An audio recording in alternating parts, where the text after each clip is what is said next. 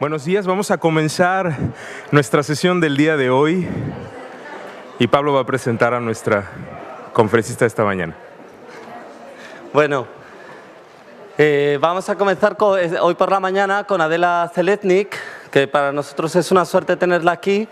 Ella viene de la Moderna Galería en Ljubljana, pero además pertenece a un colectivo que muchos conoceréis porque una de las personas, Boyana, estuvo en el Reina haciendo una residencia.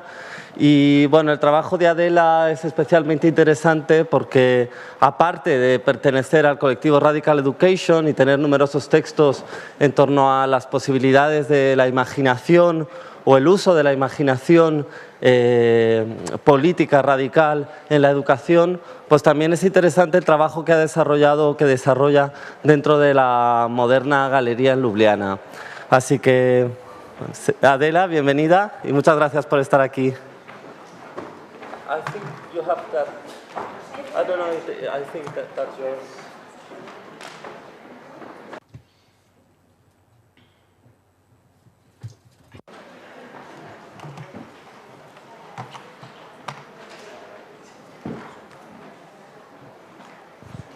Good morning. Oops.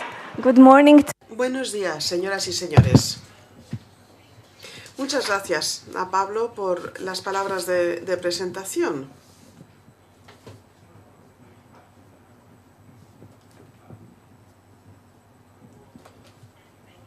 Muchas gracias también a los organizadores por haberme invitado a esta conferencia. Es una conferencia que es muy interesante.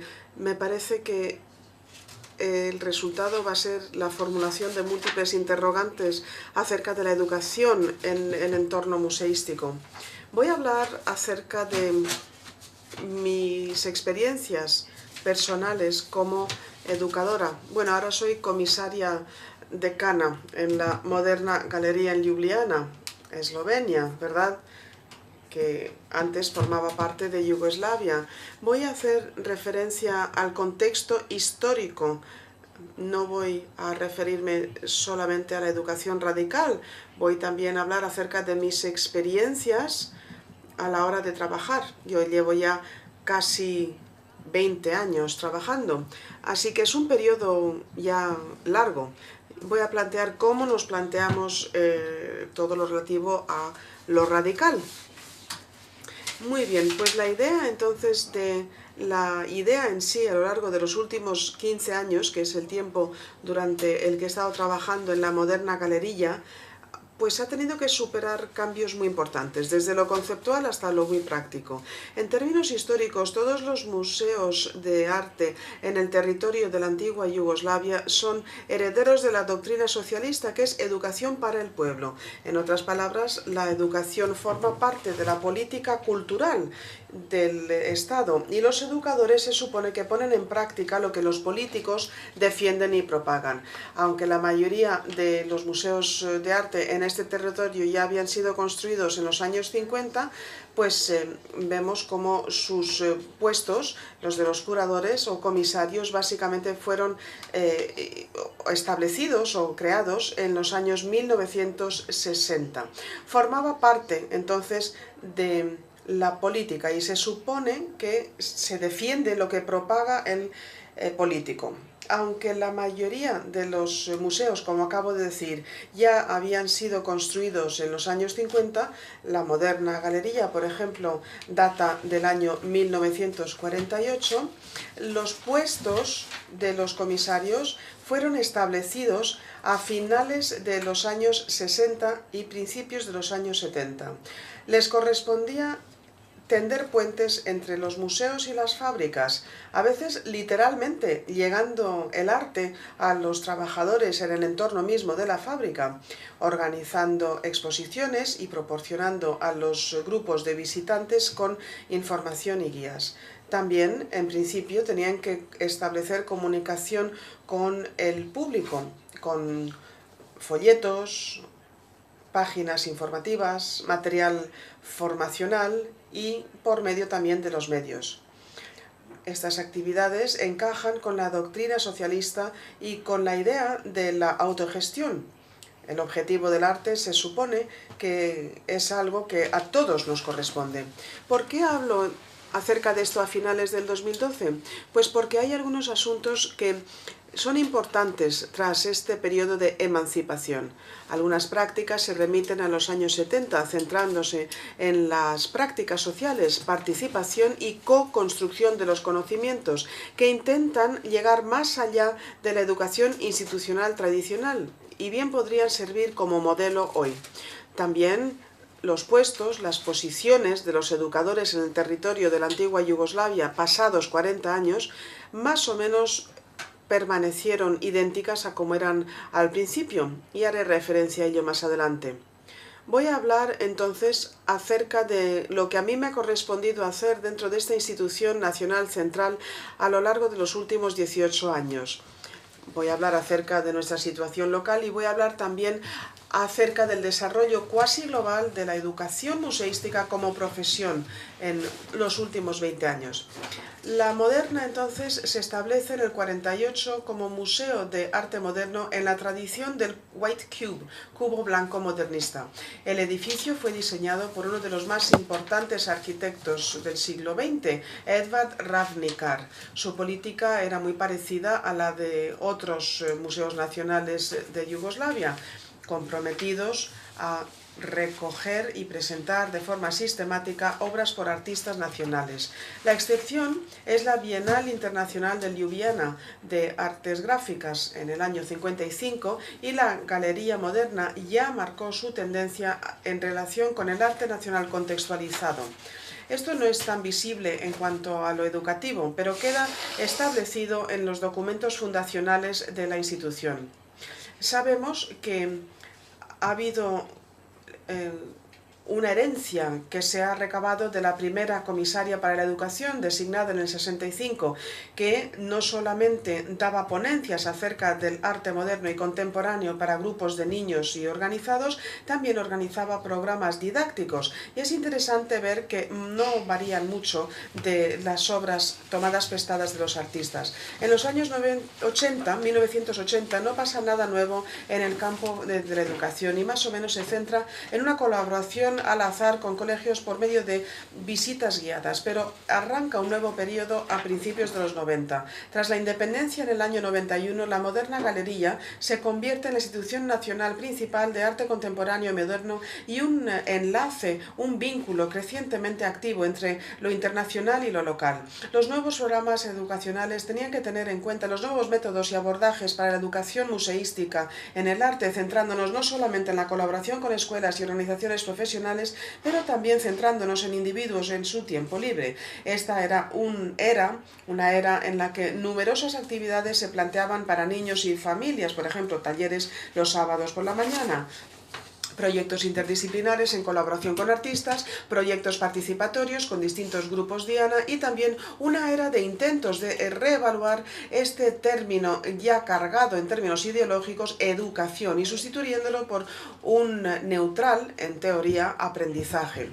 Este reetiquetado de la terminología educacional también puede utilizar el concepto de jugar o juego en vez de didáctica y creatividad en vez de aprendizaje. Así que en relación con la metodología, el llamado abordaje co-constructivista se introduce a la mediación en las exhibiciones así como en proyectos participatorios, cuyos objetivos eran no solamente mediar entre las obras de arte en las exposiciones, como hemos visto antes, pero también de alguna forma iluminar el concepto más amplio de los mensajes sociopolíticos de algunas exposiciones. A pesar de todo, los programas educacionales de la Moderna a finales de los 90 y primeros años del siglo XXI básicamente se centran en los asuntos relativos a las exposiciones. Esta situación es la que vemos cuando surge el proyecto Radical Education, Educación Radical, en el 2008. La idea era la de crear una plataforma abierta de producción de los conocimientos, intercambio y diseminación basado en el concepto de la educación como toma de conciencia crítica. La iniciativa entonces emana de las prácticas de los comisariales. Pablo ha hecho referencia al artista Marietica Porsos. relativamente independiente de la institución, y también hay que tener en cuenta el hecho de que uno de los fundadores recibía o percibía un salario sistemático, pero nunca contó con ningún presupuesto especial. El proyecto Radical Educación o Educación Radical emana de una pregunta social, una demanda, una necesidad, un desfase que hace que las personas se reagrupen en relación con un asunto en concreto. El asunto en cuestión era la pedagogía radical definida por Paulo Freire y también un deseo de reaccionar ante estas exigencias urgentes. El primer encuentro dentro del proyecto Radical era en el Centro Social Rogue, un espacio ocupado temporalmente en una antigua fábrica de bicicletas utilizado por un colectivo de activistas y coinvestigadores. Como digo, ocupado por varios colectivos, activistas, coinvestigadores, incluidos inmigrantes, trabajadores, alumnos, académicos y demás. Los asuntos que se comentaban en este primer encuentro era el potencial de la nueva colaboración y no era el arte mismo. El segundo encuentro es uno que recaba de forma más formal a los participantes en la Schuf Galería en el 2008. En este momento se había cerrado la Moderna para una renovación. Esto lo comentaré más adelante. Tenía que ver con prácticas de la libertad y distintas relaciones sociales, pero también tuvo un resultado práctico que fue un taller con Contrafilé, un colectivo brasileño, y de este hablaré más adelante también. Así que, a pesar de que se desempeñaban estas actividades a título independiente, se vio afectada la Moderna en términos institucionales. Tenemos que pensar en los distintos términos, los términos de pedagogía, por ejemplo, educación, también vinculados al adjetivo radical, y también vinculado con los escritos críticos, no solo de Paulo Freire, sino de otros también. Esto tuvo como resultado un cambio en el planteamiento de la educación en el museo, exclusivamente conectada con el arte, los artistas, las actividades que emanaban de las exposiciones de arte. Ahora nos planteábamos más bien la educación en la galería como carente de cualquier vínculo con la agenda política. De hecho, en vez de plantear qué hacemos, nos planteamos más bien por qué, para quién y en qué entorno. Por tanto, vemos como los proyectos no son educativos, no se plantea la educación dentro de las instituciones ni dentro del museo, pero sí que influyó las prácticas comisariales o curatoriales. Uno de los ejemplos es el del museo en la calle. Museo en la calle es una actividad que se desempeña literalmente en las aceras de la ciudad. El Museo de Arte Moderno estaba cerrado en ese momento para renovaciones. Me parece muy importante esta exposición porque no diferencia entre proyectos de arte y el programa educacional. Todo esto tiene que ver con una igualdad. Tenemos que plantearnos el taller en el que participan los niños. Ahora, nuestro primer proyecto es el que se plantea en el entorno público y, de hecho, representa una interrupción, un cierto desorden. Voy a hacer referencia a este proyecto y es el resultado del trabajo de Andrea Kolončić, muy creativa. De hecho, consiguió un proyecto con los trabajadores que participaban activamente en la renovación,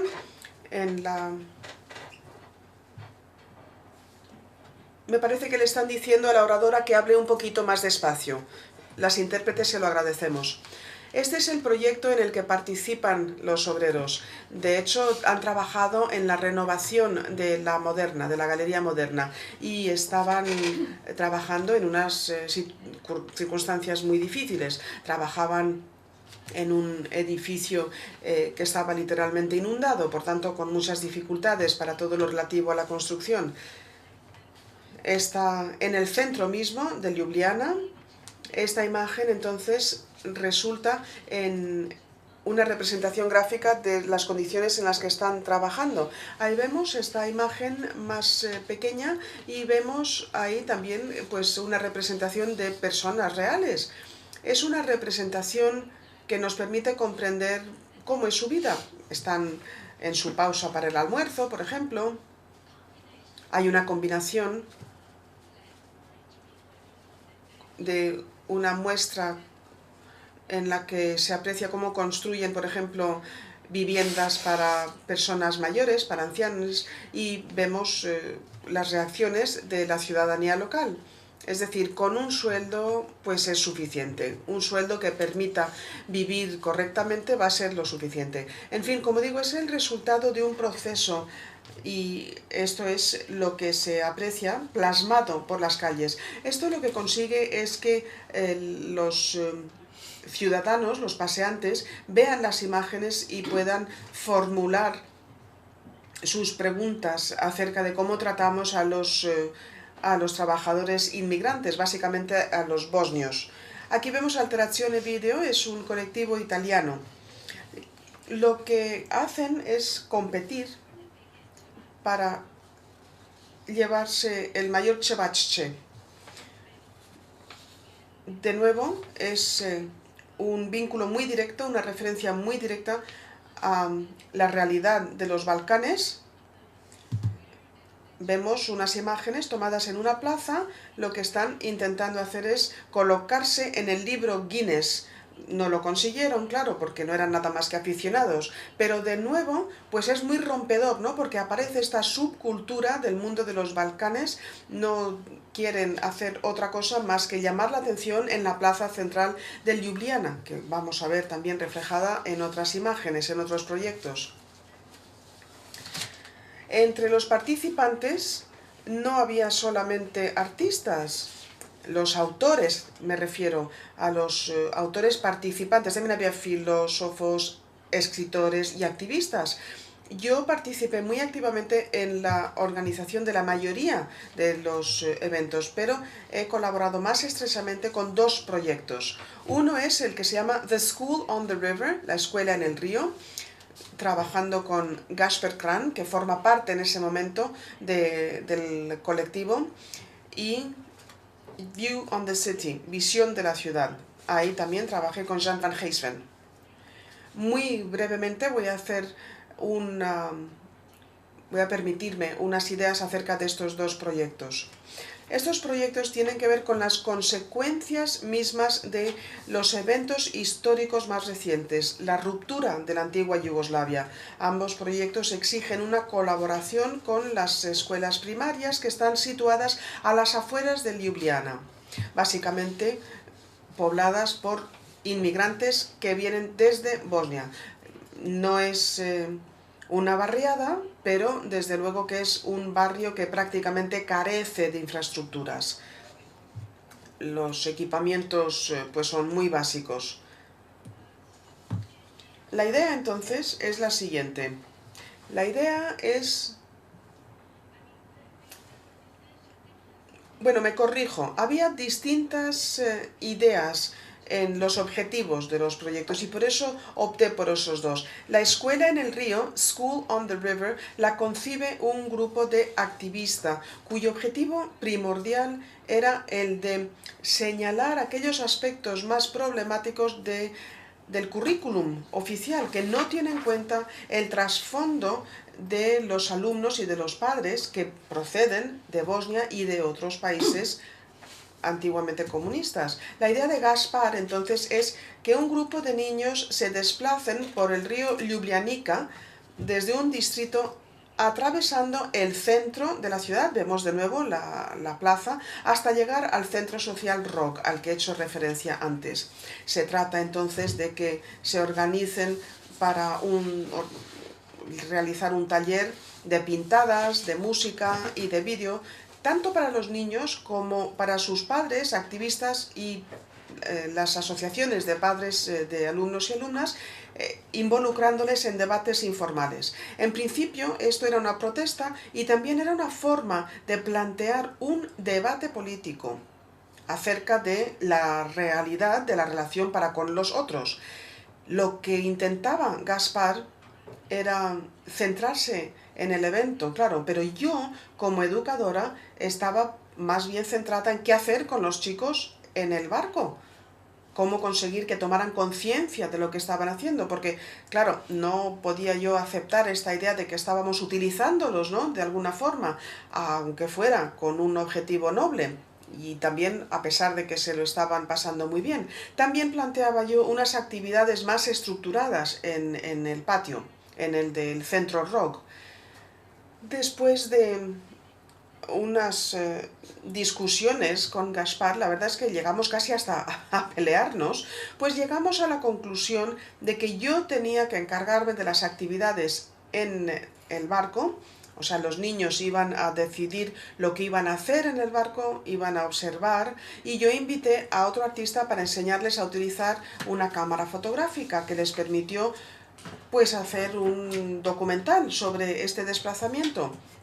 Se plantearon entrevistas también y al final pues todos quedamos más o menos satisfechos, aunque al final no hubo debate porque no aparecieron los padres. Y también la verdad es que tengo que confesar que no me quedé muy satisfecha con el taller, porque lo que hicieron fue dibujar sus nombres, las pintadas consistían en sus nombres, pero bueno, ellos estaban muy contentos. Acabamos con una barbacoa.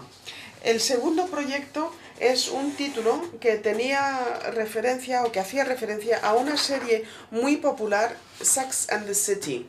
Efectivamente, se hace una referencia directa a esa serie que gustó mucho. Posteriormente ya sabemos que se hizo una película y todo. A pesar de que lo empezamos así, pues tenía mucho que ver, por supuesto, con la realidad social, ¿no? Básicamente es un proyecto muy participatorio, sin ningún tipo de programa político concreto. Lo que busca el artista es un espíritu revolucionario con mujeres jóvenes para conseguir un vídeo resultado de este proceso colaborativo. En este sentido yo participaba mucho más en el contenido y en la producción. Trabajé muy estrechamente con Jean a lo largo de todo el proyecto y trabajé pues muy estrechamente con las jovencitas. La idea era la de animar a adolescentes, pedirles que apuntaran sus ideas acerca de la vida, el amor, la carrera, pero también que de alguna forma reflexionaran de forma crítica acerca de la sociedad, intentando reactivar estas ideas feministas que tienen vínculo histórico con el trabajo de las mujeres emancipadas, lo que nosotros llamamos a las cigarreras, ¿no?, en las fábricas de tabaco. El proyecto consistía de una serie de talleres. Fueron más o menos 3 años. Una serie de talleres, como digo, y como vemos, pues 2 de estas jóvenes venían de la escuela primaria a la que me refería antes, la de la derecha. Acababa de llegar a Eslovenia y ni hablaba el idioma correctamente. Y Tux, que está a la izquierda, era una de las inmigrantes. Ella venía de Mongolia, había llegado con su familia hacía poco tiempo y vivía en un centro de acogida para inmigrantes. Si yo no iba a recogerla, ella no estaba autorizada a salir. Aunque fue un proyecto de arte, la verdad es que trabajamos pues muy intensamente. Así que acabamos al cabo de 1 año y medio. Y el broche final fue un debate en el canal nacional de televisión acerca del papel de las mujeres en la sociedad. Esto fue lo que comentaron estas adolescentes que habían participado en el proyecto. La verdad es que fue muy interesante el resultado final y yo puedo decir entonces que colaborar en este proyecto ha sido de gran utilidad porque nunca antes había comprendido hasta qué punto esta nueva idea neoliberal de la sociedad en transición afecta a los adolescentes.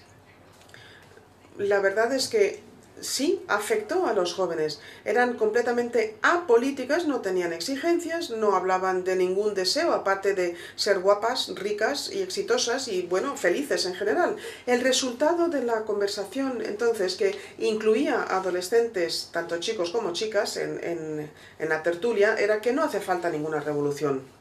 Bueno, pues seguimos entonces con nuestro trabajo con estos centros escolares. También más adelante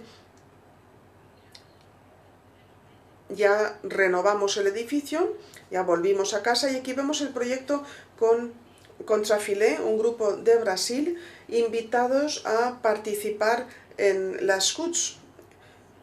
La verdad es que los jóvenes organizaron una visita guiada por la zona y nos planteamos este trabajo. Hay otros talleres también, hay otros proyectos en los que participan estos chicos. Trabajamos con ellos en una escuela, ahí nos planteamos esta relación para con las exposiciones de dos arquitectos eslovenos que plantearon arquitectura estatal que resultó siendo la arquitectura de una zona o de un barrio muy elitista que está justo al lado de esta barriada. Ya sabemos que hay personalidades que viven en un barrio que es un barrio privilegiado, incluso vive, por ejemplo, el embajador de España y está al lado, como digo, de una barriada. Tomaron una serie de imágenes de sus casas, de aquello que les parece interesante en el barrio, y en el museo lo que hicieron fue una serie de books, de álbumes.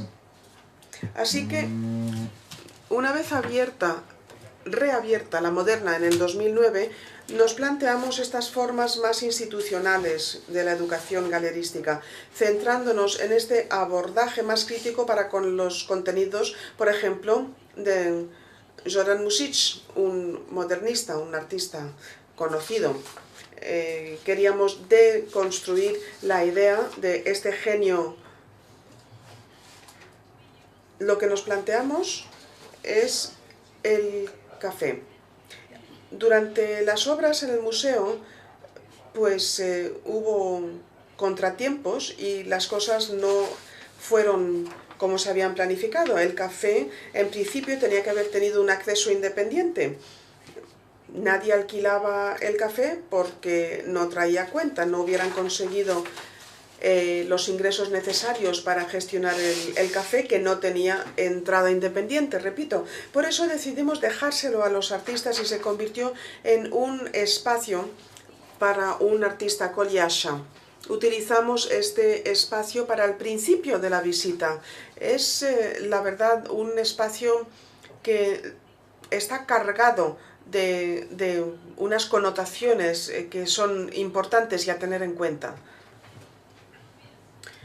Es dudoso, ¿no?, la sensación que tienes cuando entras en este espacio, pero la verdad es que es un buen punto de salida. Es importante porque así comprendemos lo que podemos conseguir dentro de un white cube, dentro del cubo blanco. Es interesante ver que a veces se consiguen estos resultados, pero Diaisha y su grupo se centra más en las artes tipo performance. Así que aparecía durante las visitas guiadas normales, trabajando con los chicos, y algo haría, una performance se planteaba. Esta es la foto que me mandaron los niños porque no había nadie que tomara fotografías. Surgía de pronto. Él mismo era la obra, ¿no? A lo mejor pues hacía ver como que era un carpintero. Trazaba una línea y les decía a los niños que no podían moverse, así que no era mi autoridad como educadora, sino más bien la autoridad que emanaba del artista mismo.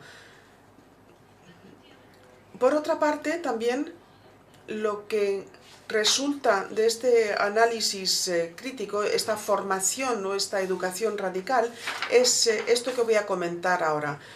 Nos planteamos una exposición, es una grabación experimental de la antigua Yugoslavia, volviendo, por así decirlo, a las raíces. En los casos históricos se permite hacer una búsqueda de las buenas prácticas. Organizamos entonces una tertulia con los protagonistas de las actividades en Yugoslavia. Se tuvo que plantear mucha colaboración en Yugoslavia en los años 70 y también coorganizamos un concurso para esta película sobre la antigua Yugoslavia. Trabajamos con colegas de Belgrado y aquí vemos entonces que el asunto eran 30 segundos en la antigua Yugoslavia, este era el tema. Y organizamos debates con jóvenes que habían nacido en los años 70 y 80. Así pudimos estudiar cómo se plasma esta relación que va casi desapareciendo. Pero el desafío auténtico es la nueva unidad de la moderna galería, el Museo de Arte Contemporáneo Metelkova, que es la antítesis de un museo moderno. Aquí vemos una imagen, son unos barracones que se han transformado. Aquí está la estructura Metelkova, el distrito de Metelkova. Cualquiera que haya visitado Ljubljana verá la diferencia entre la parte institucional, que son los tres museos, el Moderna, el de Arte Moderna, el Museo Nacional y el Museo Etnográfico, y el Metelkova, que está en la otra parte. Ahí se parece más bien a lo que se plantearía por parte de una ONG. Voy a hablar acerca de esta relación también dentro de unos minutos. Bueno, la moderna galería entonces ya había recibido, por así decirlo, este barracón cuando lo abandonó el ejército en el 91 y nos llevó más de una década el renovarlo. Los trabajos de construcción llevaron hasta hace un año, en noviembre del año pasado lo inauguramos. Hemos podido, gracias al Metelkova, hemos podido, como digo, reorganizar nuestras actividades dividiéndolas en dos. Hemos visto el edificio antes y es como si fuera un museo de arte moderno. Aquí tenemos el del arte contemporáneo. Son las mismas personas las que ahora se encargan de gestionar dos edificios, dos museos distintos. Así son las cosas.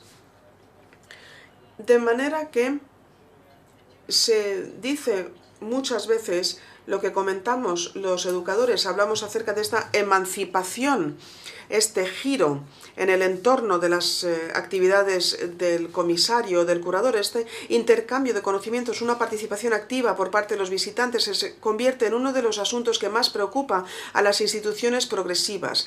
En parte, este cometido del nuevo Museo del Arte Contemporáneo es el de permitir la accesibilidad del arte en función de las varias formas de participación y en el intercambio de papeles entre la institución y sus visitantes. Una parte importante del museo se ve entonces incluida para el uso activo. Esta es la misión, este es el cometido del nuevo museo.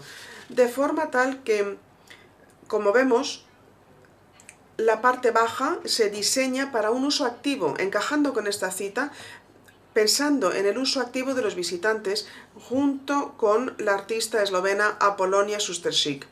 Esta sala, sobre un césped verde, en principio acoge a los visitantes. De alguna forma tenemos que ser visibles, tenemos que poder hacernos esta idea. Los visitantes son con quienes nosotros colaboramos, son amigos. Ahí estamos, en este entorno local, regional y en ámbitos mayores también. Y por lo tanto, a la vez, queríamos ofrecer un ambiente muy acogedor. También había una tienda, depositario, que tenía, pues, era totalmente lo opuesto a lo que es una tienda de un museo tradicional. Y ahí había mucha arquitectura y diseño, y está basado en las diferentes publicaciones de la moderna galería. Y lo gestionan los mismos artistas, de tal manera que tenemos la responsabilidad de gestionar este espacio, y también se organizaban unos seminarios de lectura y quizás pues unos grupos de interpretación de obras basado en los trabajos dentro de las colecciones. También el equipo de comisarios, bueno, somos muy pequeños, yo creo que solamente somos 5 personas, ya no vemos nuestro papel en la preparación de exposiciones. Sin embargo, ellos están colaborando en planes educativos, como que puede ser los tours guiados, y realmente nosotros estamos colocados en diferentes partes de la exposición y una persona puede elegir un tema y podemos hablar de esta época durante un periodo específico de tiempo y todos lo podemos debatir con todas las personas presentes. Y como ya hemos comentado, que ya hemos compartido nuestras preocupaciones referente a los públicos. Pero ¿cuáles han sido los objetivos de esta educación institucional? Esto tradicionalmente es una preocupación del departamento educativo. Yo empecé esta ponencia hablando de la situación histórica de los años 70, que fue la época dorada para la educación de los museos, aunque esto estaba muy en línea con la idea formal de la enseñanza. Los comisarios se esperaban que ellos tenían algunas aptitudes especiales en pedagogía y ser de alguna forma un profesor dentro del sistema educativo. Sin embargo, en la educación tenía un papel importante en el museo. Nunca solamente había una persona para este trabajo. Y después de 40 años la situación es igual, incluso ha empeorado. Tenemos 2 museos, pero solo una sola persona, yo, responsable para todo este campo que está cada vez más amplio. Por lo tanto, mis deseos y mis compromisos como el papel de un educador dentro de un museo desarrollo desde un profesor de museo, un representante de lo que se llama el concepto de la educación de la banca, hacía como un intérprete, un mediador de museo y, por supuesto, una persona que tiene que gestionar proyectos o un comisario de proyectos. Entonces, pues estos son los términos normales, lo que se llama una persona educador. En el texto del seminario de Jacques Rancière, que será el profesor ignorante que ofrece algún tipo de educación, algún tipo de relevancia general, y surgieron nuevas preguntas para las personas que trabajan en la educación. ¿Cómo podemos intercambiar conocimientos sin ser condescendientes? ¿Cómo podemos incluir conocimientos y cómo podemos animar a personas, a visitantes, de formar parte de esta coproducción del conocimiento?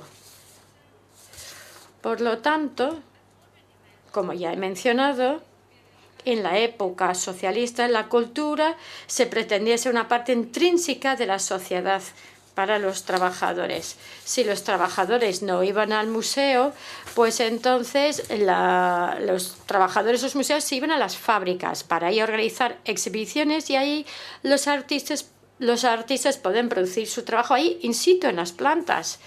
Y podían producir algo en la fábrica y dejarían su obra de arte ahí para que lo aprovechasen los artistas. Hoy en día, con la crisis económica que ha afectado a todas las diferentes capas de la vida pública, arte, cultura, pues ya no lo quieren que el arte que sea un coste, una carga para la sociedad. Pero eso no tiene nada que ver con los resultados aún relevantes de la encuesta de Pierre Bourdieu que se realizó en los años 60.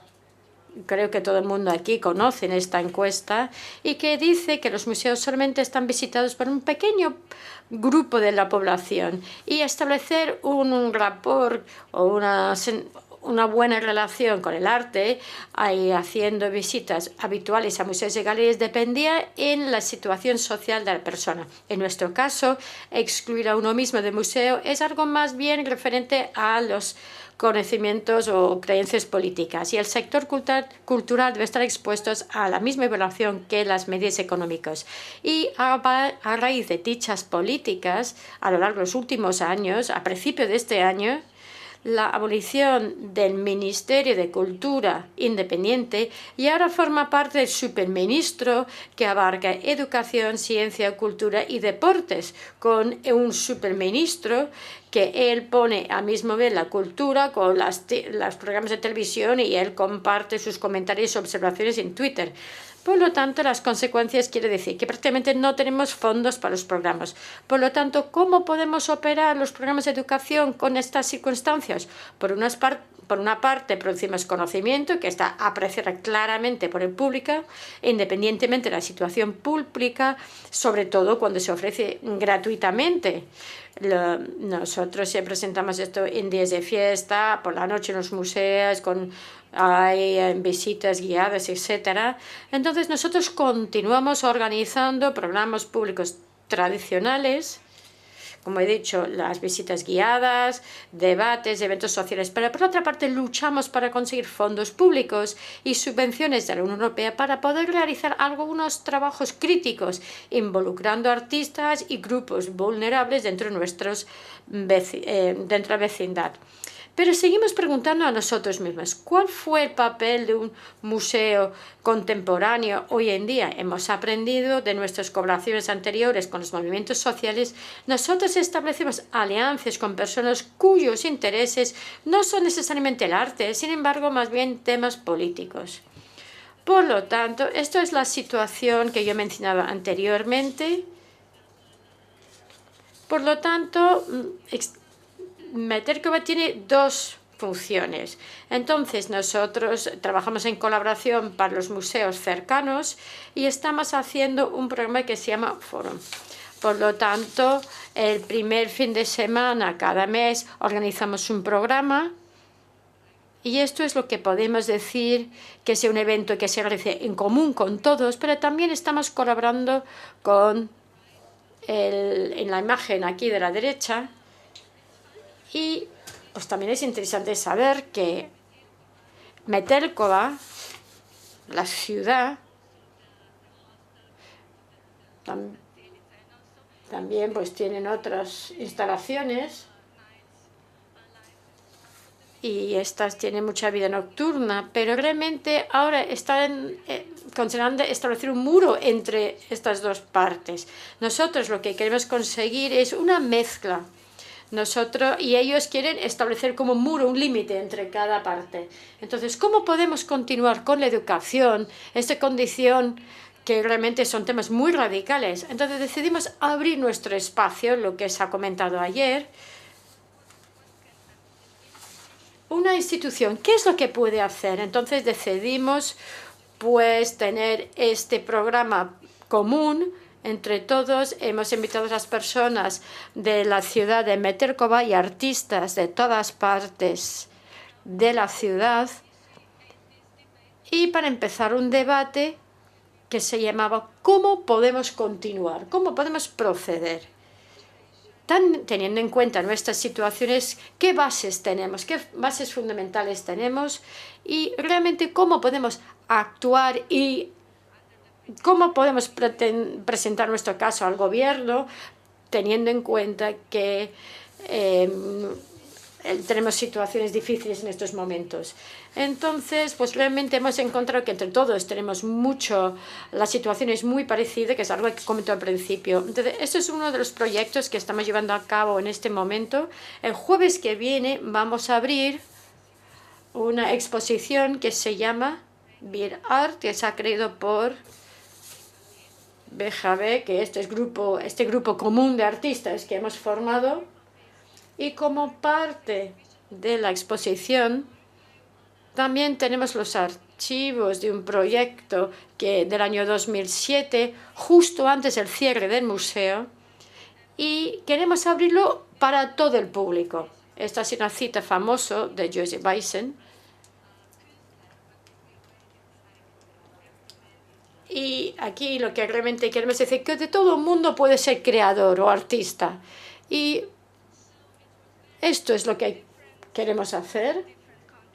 Y había aportaciones muy variadas de niños, personas diferentes, personas que vienen del trabajo y presentaron su trabajo para la exposición. En el año 2007, eso es lo que se hizo. Y ahora vamos a utilizar esta herramienta y los archivos de esta exposición como una herramienta, porque ya no tenemos fondos.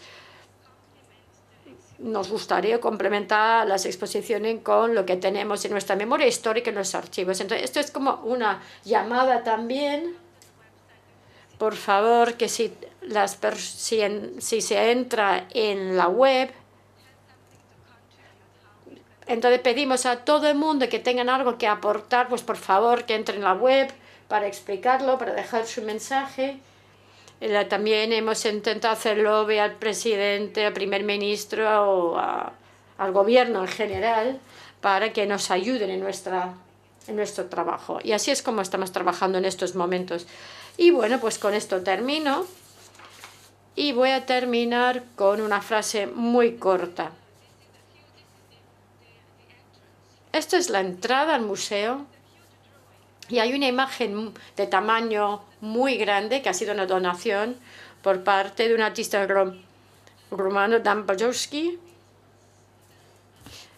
Y en mes de noviembre, el año pasado, Dan Podjosky nos regaló esto y el título se llama 1991, cuando hablamos de la libertad, y ahora estamos hablando de dinero.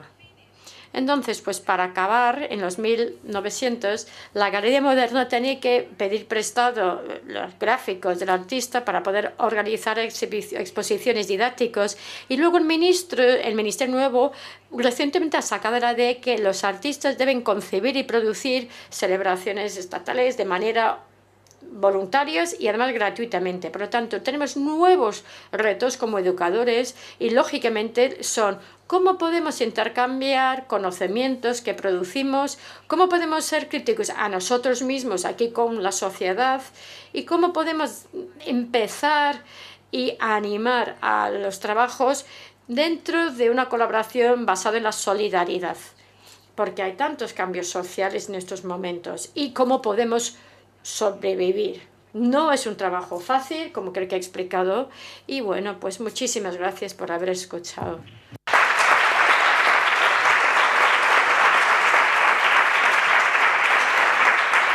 Do we have time for questions? ¿Hay tiempo para preguntas? So are there any questions? I don't know if I... No sé si he hablado demasiado tiempo, entonces no tenemos tiempo ahora para preguntas, pero si me permiten, pues yo aquí estoy aquí dispuesto para contestar preguntas. Well, if there are no questions, maybe we can leave this for... Pues quizás podemos dejar las preguntas para la pausa de café o para después de la presentación. Muy bien, pues muchas gracias.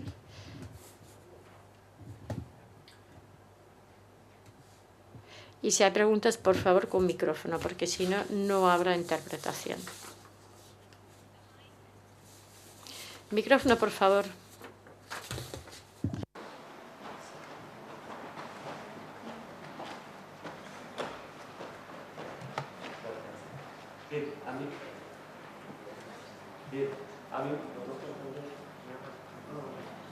Bueno, me gustaría preguntarte porque... Este señor no está utilizando el micrófono. Sin micrófono no puede haber interpretación. Okay. Yeah, you should use the mic. It obviously doesn't work. Okay, they did.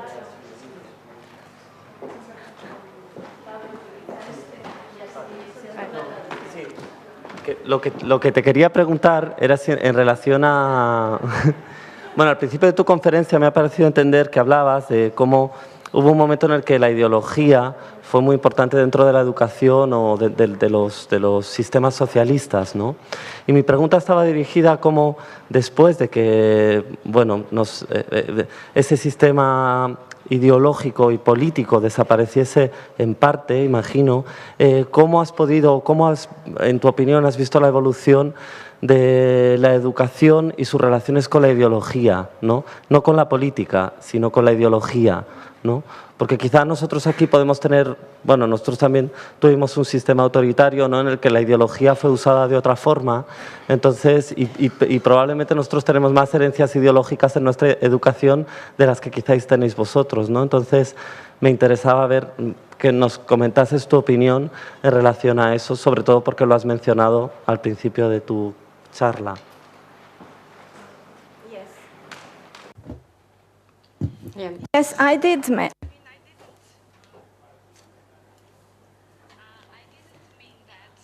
Pues realmente no quería decir esto. El sistema socialista fue muy bueno para la educación. Pero realmente lo que yo quería decir es que la ideología fue implantado en la idea de la noción siendo, es decir, vaya educación gratuita para todo el mundo. Es algo que nosotros creo que no se vuelve a repetir, porque cuando yo hablaba de los años 90, cuando la ideología empezó a perder importancia, pues entonces solo nos otorgaban elementos o cosas que de alguna manera fueran valiosos para nosotros, es decir, que podemos ser más abiertos y podíamos hacer lo que queríamos, pero de alguna manera perdimos la idea de que la educación y la institución podía aportar algo para marcar este cambio. Entonces teníamos, esto es la política, esto es la institución, porque, bueno, cuando abrimos por primera vez, pues alguien venía en representación del ministerio. Un político importante venía a decir, qué bien que aquí ustedes están produciendo arte para los trabajadores y que lo están vinculando a los trabajadores. Pero luego se olvidó de todo. Entonces yo no diría que esto... Yo no diría ni si que es bueno ni que es malo. Yo diría más bien que es que nos hemos olvidado de este tema de la colectividad. Es decir, que el arte debería relacionarse con temas sociales, no solamente para aquellos que lo pueden permitir a nivel económico. Lo que no sé si he podido contestar la pregunta que me ha formulado.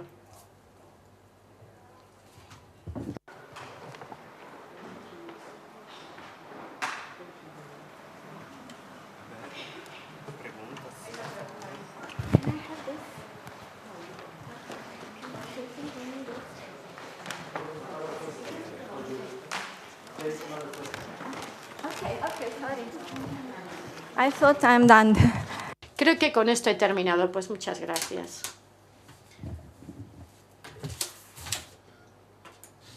Posso falar em português ou tenho que falar em portunhol? In English. Okay. Me llamo Luis Vergara, yo soy brasileño. He agradecido muchísimo su presentación porque ha ofrecido temas muy importantes para todos nosotros a lo largo de los cambios de la última década. La pregunta que yo quiero formular es que usted ha hecho a una referencia por Freire, a Cherub, incluso Illich.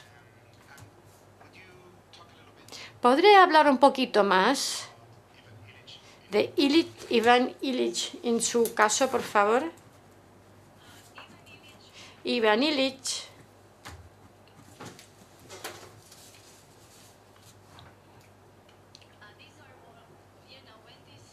bueno, pues con educación radical.